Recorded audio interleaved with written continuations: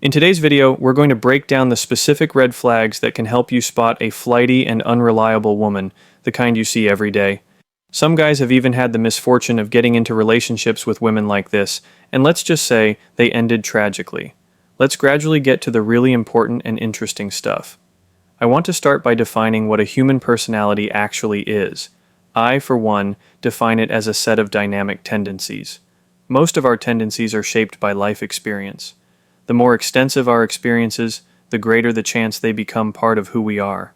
Okay, I won't overcomplicate it. Simply put, someone who smoked for years and then quit doesn't truly get rid of the entire habit.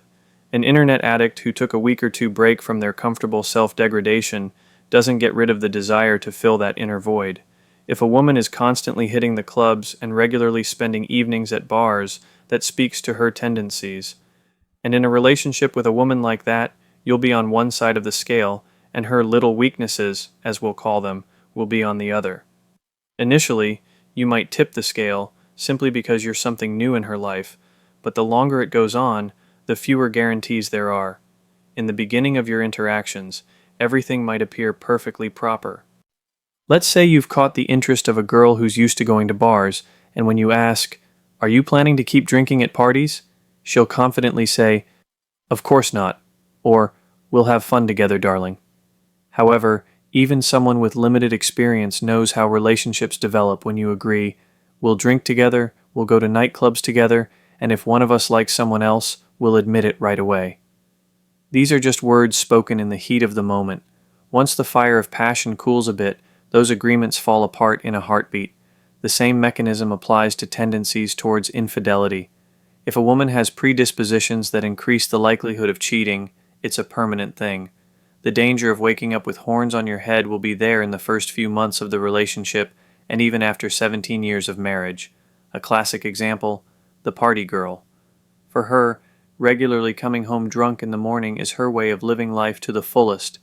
Perhaps she even has experience with various substances, and if a woman has crossed such boundaries for fleeting pleasure, then cheating on her boyfriend becomes just another interesting quest, because staying faithful is a restriction that lies between her and her desires. The lady has already gotten used to skirting moral boundaries when she was out clubbing, so she'll easily find an excuse for her desire to jump into bed with any man. We humans are incredibly adept at negotiating with ourselves when it comes to satisfying our weaknesses. However, if you ask a woman about cheating when you first meet her, every single one will tell you she's faithful. It'll sound something like, "I could never betray or cheat. If I love, it's truly real. It disgusts me. I'm not some flighty woman." Something like that. Look, I recommend you don't just watch this video once and draw abstract conclusions.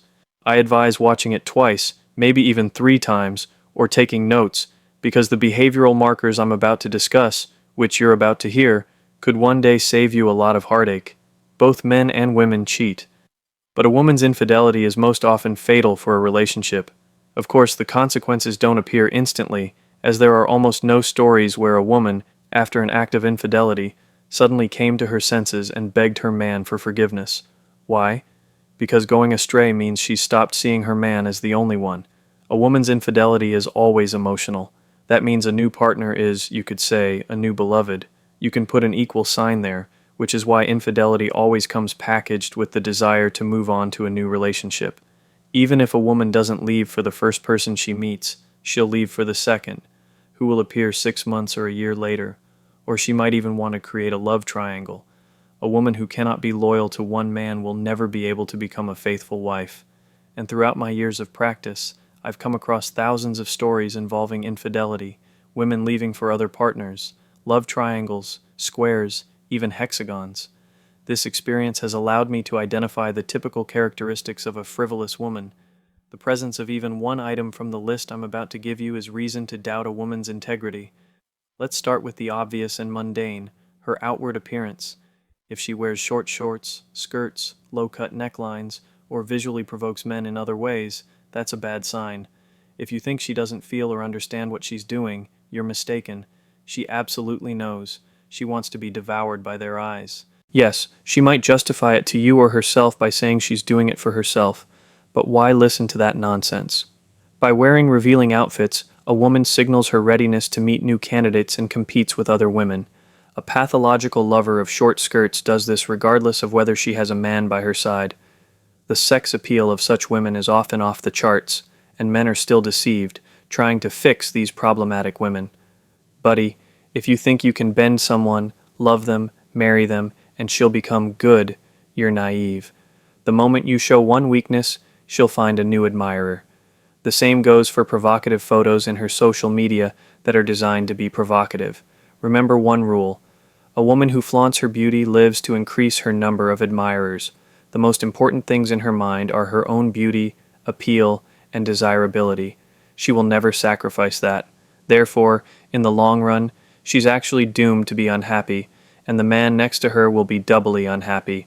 And the higher a woman's opinion of herself, the easier it is for her to cross that moral line, and also easier for her to justify herself and make you, buddy, out to be the bad guy.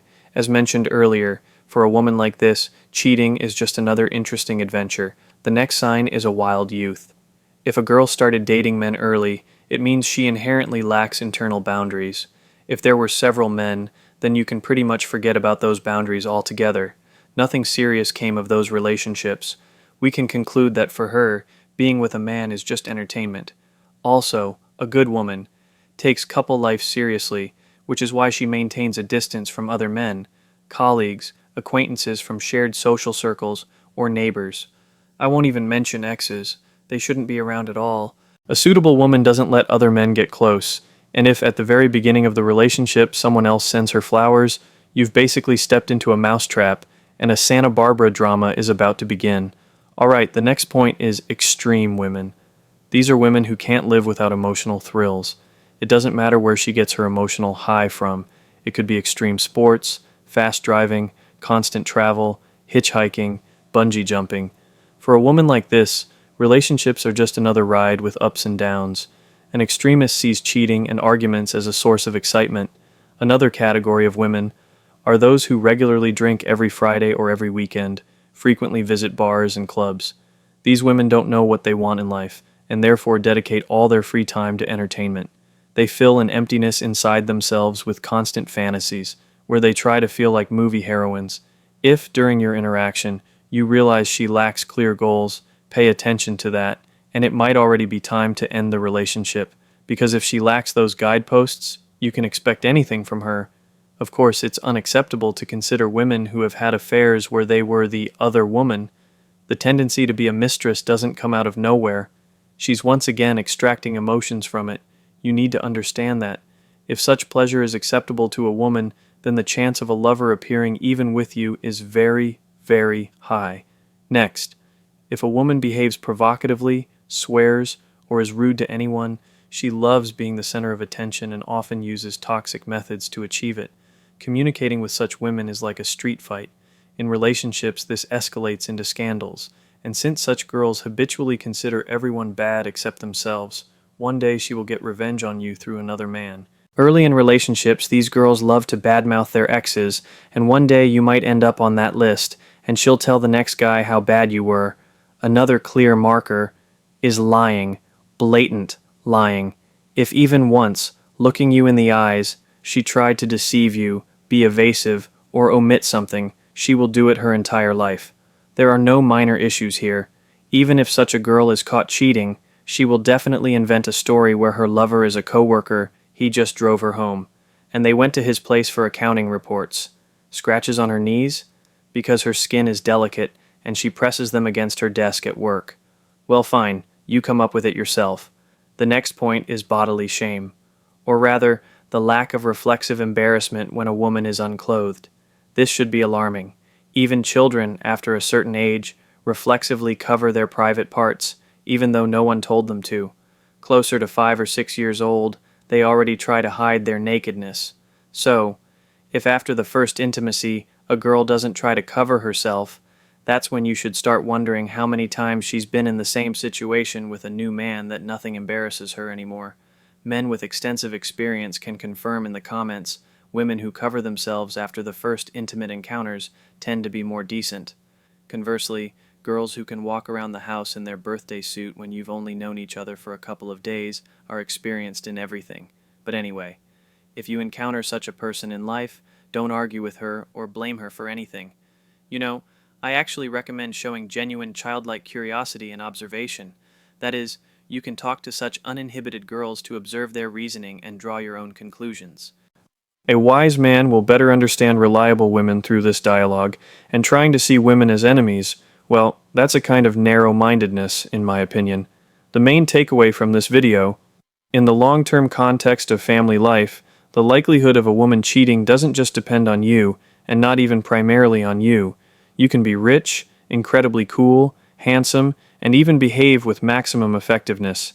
It might all turn out to be useless one day if a woman's moral compass allows her to cheat. It will happen. Understanding this shouldn't scare us. It should make us carefully analyze our chosen partner and approach the process of selecting a life partner responsibly. A woman's mindset and behavior, if she's suitable for a relationship, should convey respect for men and a desire for harmony. If, on the other hand, the lady constantly stresses you out, depriving you of peace and comfort, well, stop and think. Do you really need this? Of course, it's easy to watch a video and agree. However, in real life, a man behaves completely differently when he meets such a firecracker of a girl. Especially when an attractive woman is interested in getting closer. When she's interested, she can seem much better than she is, and you'll really want to believe her. No, actually, you won't want to believe her so much as you'll want to deceive yourself. Honestly, tell me, didn't you know all that I've said in this video? Well, if you didn't, I get the feeling. Let's look at your past. Why did you live differently and choose differently before this video? We all know how to live, who to live with, what's right, what's wrong, but we don't live up to our own convictions. Now I'm going to say something scary that needs to be thought over.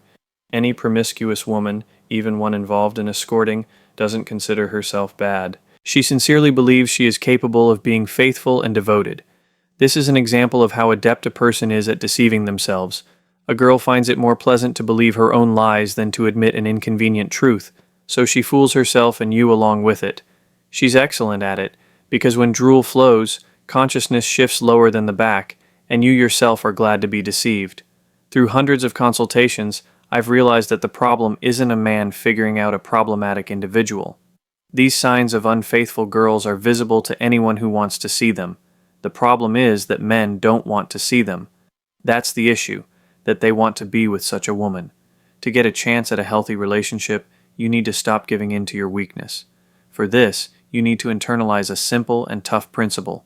If anything about a woman's behavior bothers you in the first 6 months of dating, be prepared to end that relationship immediately and permanently. That is, any discomfort at the initial stage is a 100% guarantee of problems in the future.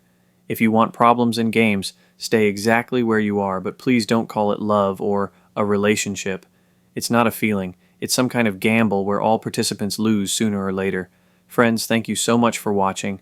I hope you heard something important for yourselves.